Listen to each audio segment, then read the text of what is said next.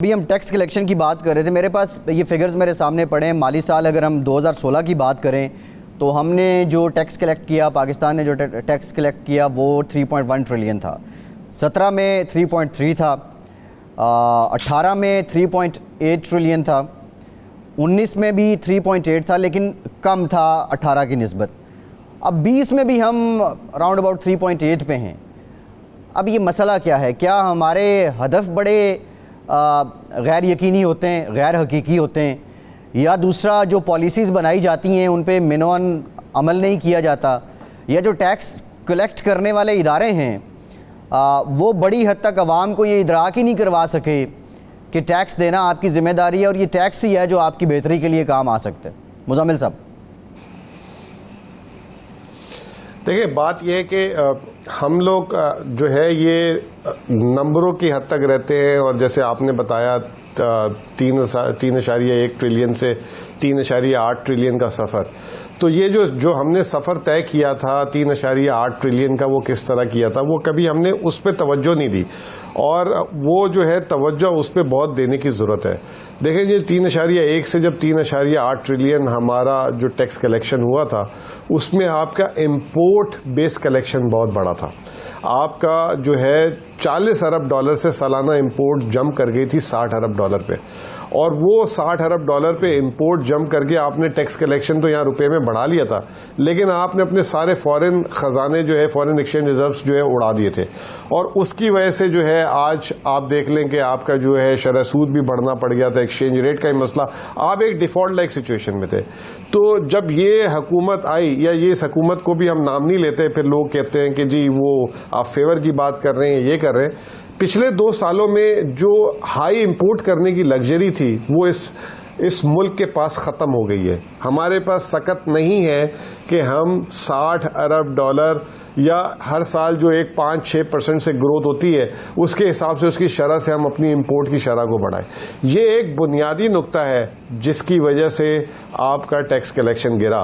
दूसरी बात, ये तो बात आ गई पिछले साल पे।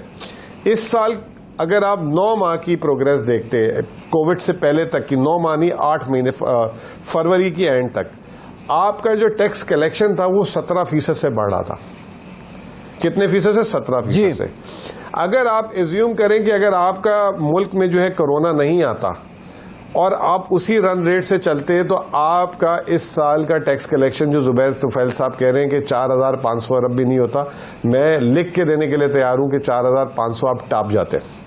ठीक है जी, ये 3 महीने आपके जो है इसने जो है दुनिया तब्दील कर दी। मुज़म्मिल साहब, ये बात फिर मान ली जाए जो हुकूमत का मौक़िफ़ है कि कोरोना के बायस ये सब हुआ है, हमारा हदफ हम उसको मीट नहीं कर सके, तो ये फिर आपके मुताबिक जो दलील आप दे रहे हैं, हदफ तो हुकूमत का ये मौक़िफ़ ठीक है?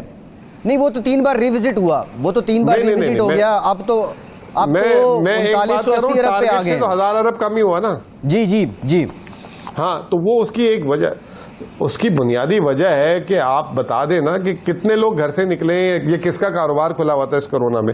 तो जब काम ही नहीं था तो टैक्स, कोरोना ने एक वजह तो बनी। 4,500 अरब पे हम जा रहे थे इस साल, और मुझे इतना भी पता है कि जब हुकूमत ने फरवरी में IMF को, जब कोरोना नहीं आया था सेकंड रिव्यू, तो उस वक्त IMF को हमने लिख के दिया था कि हम 4,800 अरब इस साल कर लेंगे। तो एक ये बहुत बड़ी बुनियादी चेंज है। तो 2 चीजें हमें पस मंजर पे रखनी चाहिए कि पाकिस्तान में माजी में टैक्स किस तरह जमा होता रहा है। आया वो कारोबार दे रहे थे, या वो इंपोर्ट बिल ड्रिवन थी, कंजम्पशन बढ़ा दी गई, इंतखाबात आ रहे थे तो वो development expenditure, orange line, CPEC, ये वो सारी चीजें हो गई, वो उसके पीछे। तो हमें असल में अपना टैक्स का पेनिट्रेशन बढ़ाना है, जिससे टैक्स लेना है वो बढ़ाना है। अच्छा, उसमें अगर आप एक और चीज देखें, ये पिछले जो 9 माह 8 माह की बात कर रहा हूं मैं आपको, इसमें जो इंटरेस्टिंग चीज ये है कि जो डोमेस्टिक टैक्स हुकूमत का बढ़ गया था और वो 16% से बढ़ गया, इंपोर्ट का टैक्स गिर गया था। तो इसका मतलब यहाँ पे हुकूमत, जी बिल्कुल ठीक है, ये बड़ा इंपॉर्टेंट पॉइंट है। मुज़म्मिल साहब, एक ब्रेक लेते हैं, एक पॉइंट और बोलूंगा, एक सेकंड लूंगा जी। इसकी बुनियादी नुकता ये है कि आपके 16 लाख टैक्स पेयर से 26 लाख टैक्स पेयर हो गए। जी मिल साहब, आपकी तरफ आते हैं। अभी खैर ये तो सजेशंस दी हैं जुबैर साहब ने, लेकिन यहाँ तो सजेशन ये भी आई थी कि कोरोना टैक्स भी लगा दिया जाए। सवाल मेरा आपसे ये है कि आबिद हसन साहब का कहना ये है कि हमें ख़ुद को ठीक करना होगा और IMF के मिन्नत तरले नहीं करने चाहिए। अच्छा, जो इकॉनमी रिलेटेड डिप्लोमेसी करते हैं लोग, वो ये कह रहे हैं कि कोरोना की सूरत में इस वक्त पाकिस्तान के पास एक अपॉर्चुनिटी है कि किसी न किसी तरह IMF को कायल किया जाए कि अपनी शराइत में कुछ नरमी करे और जो एक्सटेंडेड फंडिंग फैसिलिटी है उससे हमें मुस्तफ़ीद भी करे, और हम जो अवाम के अंदर एक तासुर, महंगाई की वजह से खासा तासुरात अवाम के बड़े बदले हैं। आप समझते हैं कि इकनॉमिक डिप्लोमेसी का वक्त है ये कोरोना के लम्हात? मुज़म्मिल साहब। देखिए, मैं आपको इसका जवाब कोरोना की ज़बान में ही दूंगा। एक शख्स को कोरोना हो जाता है और वो जो है अपना कोरोना छुपाए और ना डॉक्टर के पास जाए ना अपने पड़ोस में बताए, तो वो धोखा जो है सबसे पहले अपने आप को देता है और उसके बाद अपने इर्द गिर्द के लोगों को देता है। तो IMF को जो ये लोग कहते हैं कि कन्विंस कर दें कि जी IMF हमें मज़ीद टैक्स ना लगाने के लिए जो है ना लगाने, वो मान जाए कि हम ज़्यादा टैक्स ना लगाएं। देखिए, IMF का पाकिस्तान से क्या लेना देना है? IMF एक डॉक्टर है और पाकिस्तान एक शख्स है जिसको कोरोना लगा हुआ है। अब जिसको कोरोना लगा हुआ है वो डॉक्टर को कन्विंस करने की कोशिश कर रहा है कि आप मुझे वो वाली इंजेक्शन ना दें क्योंकि मुझे दर्द होता है उस इंजेक्शन लगाने से, आप मुझे दवा दे दें, गोली दे दें या कोई हल्का फुल्का दे दें मामला। तो आप जब पेशेंट खुद डॉक्टर को मशवरे देने लग जाए उल्टे सीधे, तो फिर तो हो गया उस पेशेंट का अल्लाह हाफिज। ठीक है, अगर आपकी पॉलिसीज इतनी अच्छी हैं और कामयाब हैं तो आप फिर बार बार IMF प्रोग्राम में क्यों जाते हैं? मुज़म्मिल साहब, बाज़ों का डॉक्टर गलत इंजेक्शन भी तो लगा देता है, बाज़ों का डॉक्टर गलत इंजेक्शन भी तो लगा देता है। नहीं भाई, बाज 23 दफा हम ये 23वें प्रोग्राम में 23 दफा गलत इंजेक्शन नहीं लग सकता। जी ठीक है मुज़म्मिल साहब, मुज़म्मिल साहब हमारे पास टाइम कम है, शॉर्टली ज़रा बता दें आपकी सजेशंस क्या हैं इस बजट को लेके।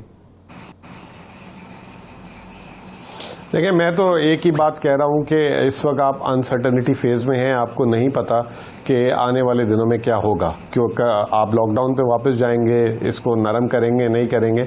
इस वक्त बेहतर यह है कि जो हमने पिछले साल पे जो अखराजात रखे थे उसको वहीं पे रखें और नई उन पे ना तनख्वाहों में इजाफा करें, ना पेंशन में करें, ना डिफेंस में करें, और उसको जो है 3 माह तक देखें। वैसे भी हम हर साल मिनी बजट देते हैं, तो क्यों ना हम मिनी बजट से शुरू करके जो है अगर हालात समझ में आगे बेहतर हुए तो ये सारी चीज़ें कर दें, और अगर नहीं होते तो फिर हम जो है कम से कम अपने जो है खसारे को ना बढ़ाएं। तो ये मेरी तो काफ़ी दिन से यही सुलह थी, और IMF ने भी एक तरीके से मेरी सुलह को इंडोर्स किया है ये बोल के सारी चीज़ें। जी आबिद हसन साहब, आप क्या एग्री करते हैं मुज़म्मिल साहब से? इसके अलावा कोई सजेशन आपकी तरफ से? नहीं, ब्रॉडली तो मैं बिल्कुल एग्री करता हूँ। देखें, इसका सारा हल जो है हमारे पास है, ये आप इकोनॉमिक डिप्लोमेसी भूल जाएं, वो सब सहारन अफ्रीका की है गेम है। हम सब सहारन अफ्रीका नहीं है या कॉन्फ्लिक्ट कंट्री।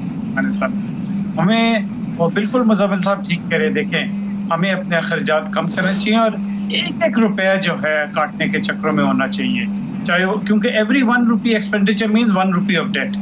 तो हमें ये पूरी प्राइम मिनिस्टर, चीफ मिनिस्टर्स को एक अगले 2 महीने 4 महीने लगा के कम से कम 1000-1 अरब इस एक इतनी वेस्टफुल गवर्नमेंट है वहां से निकालें, चाहे जैसे निकालें। अच्छा, एक ये है।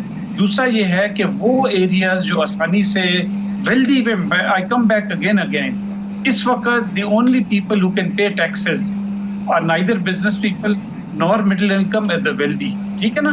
Whether it is the wealthy agriculturist, whether it is the wealthy person जिसने स्टॉक एक्सचेंज में 50 करोड़ रुपए लगाए हुए हैं। आपको पता है कि स्टॉक एक्सचेंज में पिछले 10 साल में तो 7,000 अरब इंक्रीज हुई है इन द वैल्यू, और वो 20 या 30,000 लोगों के सिमिलरली। तो आपको वो चीजें आइडेंटिफाई करनी। दूसरा और तीसरा ये है कि जो आप मतलब एक अवाम को जी हम रिलीफ दे रहे हैं, पेट्रोल का रिलीफ दिया तो आधे से ज्यादा तो वो नॉन पुअर होते हैं, वीट का रिलीफ दिया नॉन पुअर को दिया वहाँ, ठीक है ना? तो ये 3 एरियाज हैं जहाँ। ठीक है, अब आबिद साहब आपका पॉइंट ऑफ व्यू आ गया। जुबैर साहब, आपकी जानिब से क्या सजेशन है शॉर्टली? मैं मुज़म्मिल साहब की बात से पूरा इत्तफाक करता हूँ कि हमें इस वक्त इस बजट में कोई भी सैलरीज़ और पेंशन्स बिल्कुल नहीं बढ़ानी चाहिए और देखना चाहिए कि 1 क्वार्टर या 2 क्वार्टर कैसे गुजरते हैं। उसके बाद अगर 2 क्वार्टर में बेहतरी आ जाती है फिर कोई सोचा जा सकता है कि जनवरी में सैलरीज़ बढ़ाने के बारे में, लेकिन फ़िलहाल जो है सैलरीज़ और पेंशन बढ़ानी नहीं चाहिए, अखराजात में कमी करनी चाहिए, जहाँ तक भी मुमकिन हो सकता है, जहाँ से भी बचत हो सकती है वो करें और टैक्स नेट को बढ़ाएं। देखिए अभी भी मैं आपसे अर्ज़ कर रहा हूँ कि लाखों लोग जो है नेट से बाहर हैं। जो लोग थोड़े बहुत रिटर्न, जो भी हमारे पास रिटर्न जितनी भी आ रही हैं, इसमें बहुत सारी रिटर्न्स ऐसी हैं जिसने बिलो टैक्सेबल लिमिट की रिटर्न दाखिल की है, उसमें कोई टैक्स अदा नहीं किया।